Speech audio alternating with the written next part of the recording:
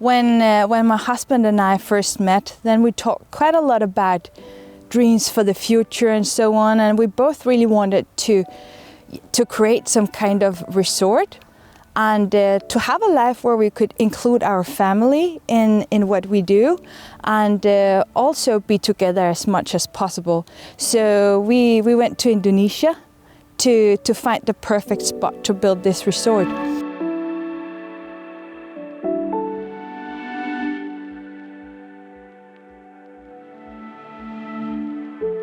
Greenland is there's a lot of places I think that we say it's the last wild frontier in the world. It's definitely one of those places. Very huge country, a wild country, not very many people, dominated by an enormous ice cap, and dramatic mountains and beautiful sea and icebergs floating. It is absolutely unique in the world.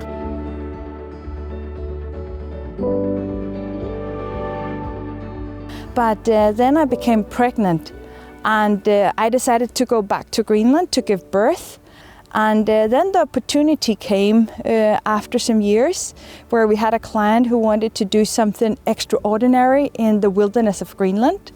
And he wanted a spa bath, luxury, private chefs. And then we created this idea. And to be honest, we didn't really expect that the customer would buy this because it would be rather expensive.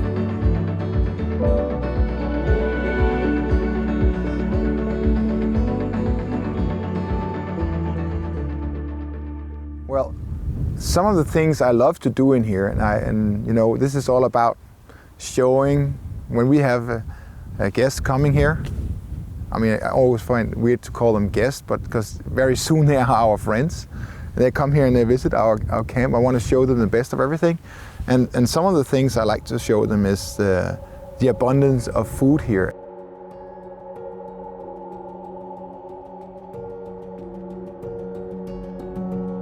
Okay, so this is interesting. We do some of this type of travel. I mean, we like to go to a certain, some places where we're outdoors, we're remote, we're doing hiking, we're doing outdoors things.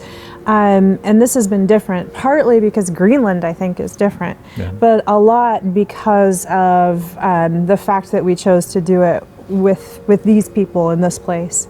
It's felt like really, I don't know, we're comfortable, it's well situated, our beds feel amazing, the hot shower is incredible, but they haven't smoothed all the edges off, so it still feels like you're outside and you're doing stuff. And then everybody's, everybody feels I feel really close with everybody after just 4 days.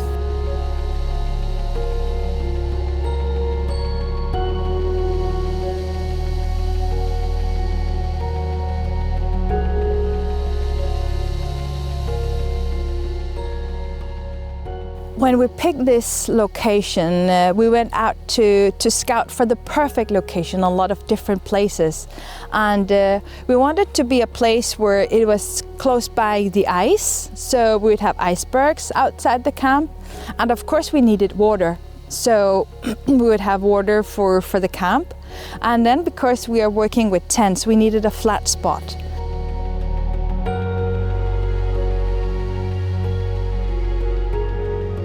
That's always a fine balance when you're in the wilderness. You want to experience everything and be safe, and they're perfect at that. I feel no problems with that whatsoever, which is fantastic.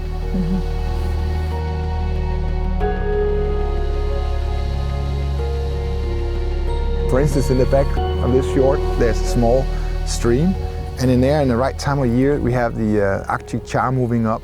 So I go there with my kids and I go there with my friends, my guests, and I teach them these basic things, how easy it is actually to tickle a char and select the right size, which one do you really want? Is it a female? You can feel it, that is really fat.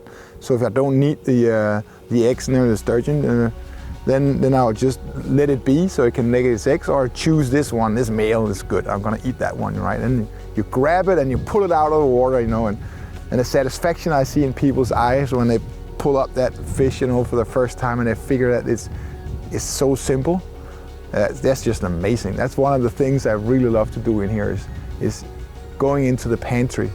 Another activity that I just love is we go hunting in the water. Wear a wetsuit so we can withstand the 6 degrees water. It's actually not cold.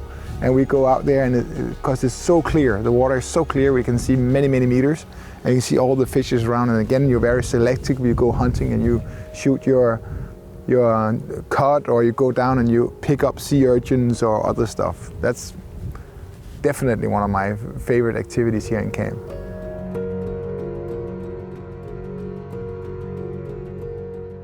Yeah, I was surprised by the scale of things. You know, I saw photographs, but I did not realize it would feel so big and that it would feel so wild. And I'm also surprised, like, so it looks a bit barren from when you're back looking at a photo or back looking from far away. And when you get close, there's all this little bit of life that's happening. So there's actually a lot of things to, you know, kind of see, and it was a big surprise. Mm-hmm.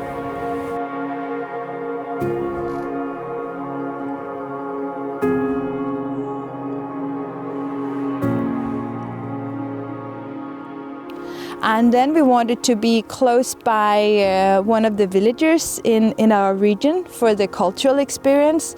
So we had quite a lot of demands, and it wasn't that easy to find the perfect spot. So we went out to a lot of different places, and none of them had all the things that we wanted. And in the end, we're about to give up, and we found another place where it wasn't that flat, but it had all the other elements.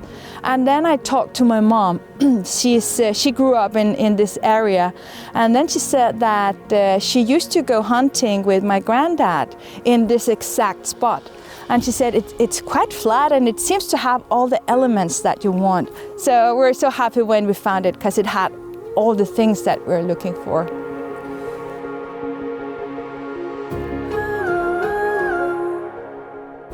Actually, the first group we had, we all had this experience that I want to share, is that he was a self-made, really hardworking man who had built a company from scratch to 4,000 employees. So whenever his telephone will call, the family will physically pull away from him and give him space, like 5 or 6 meters, so he had his space to do his things. So in the morning, on the first day here in the camp, he was up really early, and he was standing looking at that fantastic view that we have. And he stood for maybe 10-15 minutes just looking out on the fjord. And he looked at me for a little while, and he said, "You know what, can you hold my phone?" And he gave me his phone. And then they went on tour all day. And when he returned, it was a different person.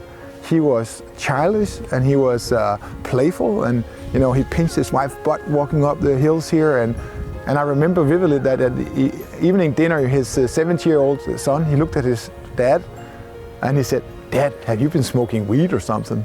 And for the next 4 days, this family thrived. You know, they were interacting, they were playing in the evening, and they were doing stuff I don't think they ever done. And you should have seen the kids, even though they were old teenagers.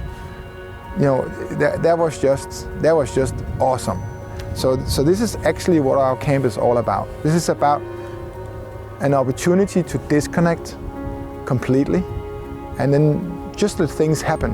And maybe you'll reconnect to something that you didn't even know you lost.